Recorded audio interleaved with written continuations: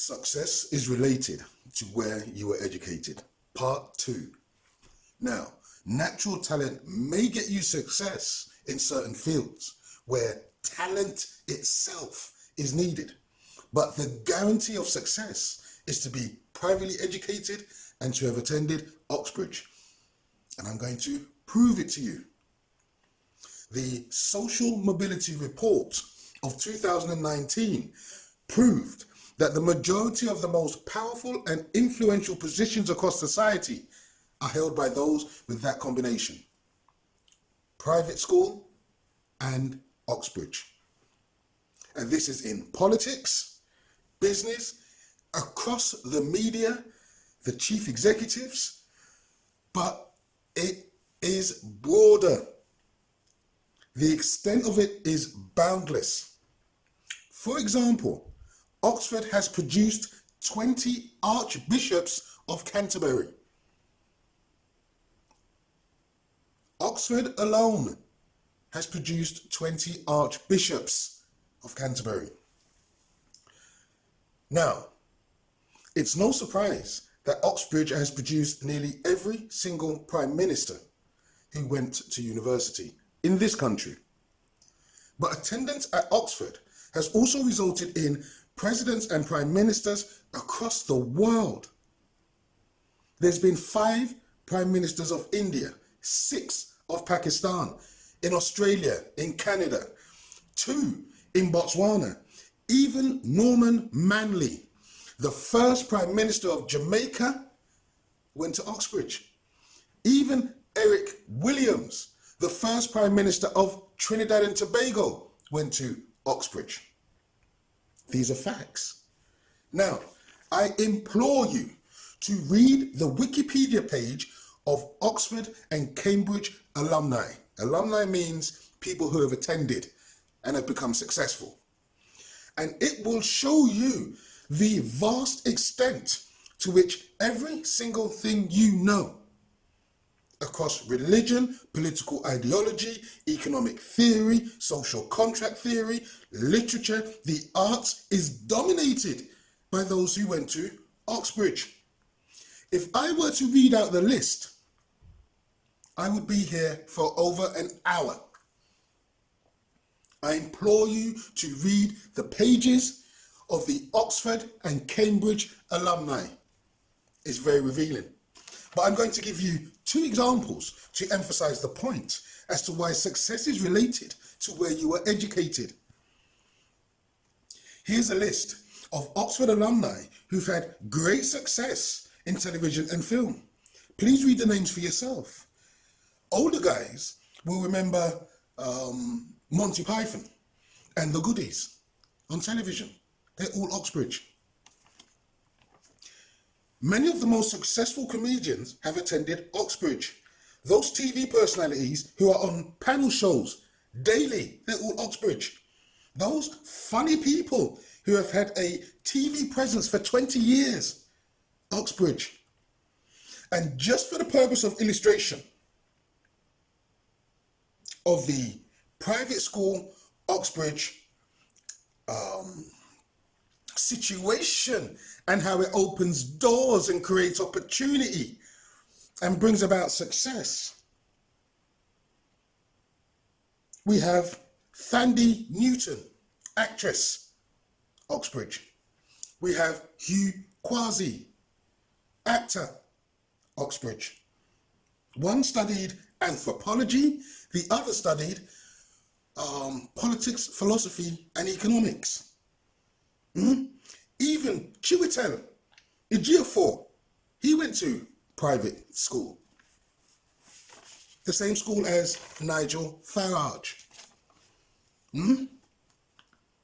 So I'm just showing you how Oxbridge leads to success. Because this is the reality. This is the reality. This is how far it goes. Books that we all know have been written by Oxbridge alumni. They have starred Oxford alumni. have been produced and directed by Oxford alumni. Those books were commissioned to be made into films by Oxford alumni. I'm going to give you 4 diverse examples to emphasize the point.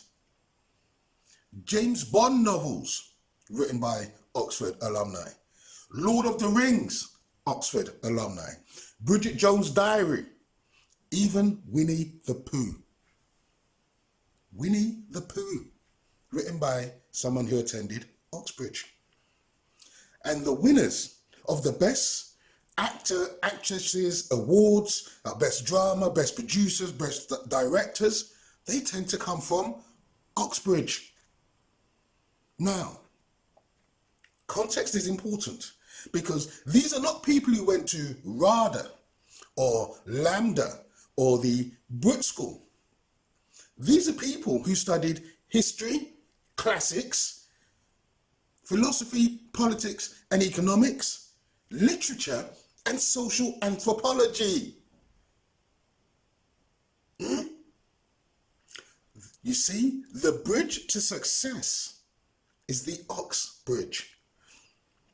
And the deeper you look, or the deeper you go, the more surreal it becomes.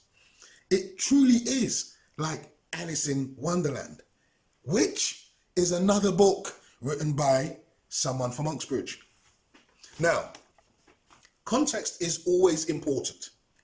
There are 130 universities in the UK, yet 2 universities dominate every single area of everything you know, what you hear, and what you see. The show University Challenge is the perfect metaphor for the reality because everyone gets to play the game, but Oxbridge always wins. Moira Stewart, she was the first black female newsreader in 1981. She went to private school. I researched every single headline newsreader from the 1950s up to 1981. And every single one of them was Oxbridge. Every single newsreader for nearly 30 years was Oxbridge. In 1975, the first female newsreader was seen on television. Why 1975? Because that was the year the government brought in the Sex Discrimination Act. In 1976, they brought in the Race Discrimination Act. And after that is when you started to see black people on television. Some of you may remember the show Love Thy Neighbor with Rudolph Walker. That came about because of the Race Discrimination Act. And you will remember that particular show.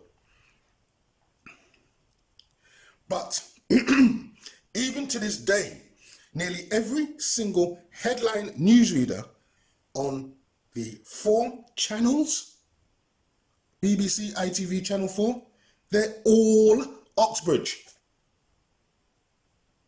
All of them. Every single one.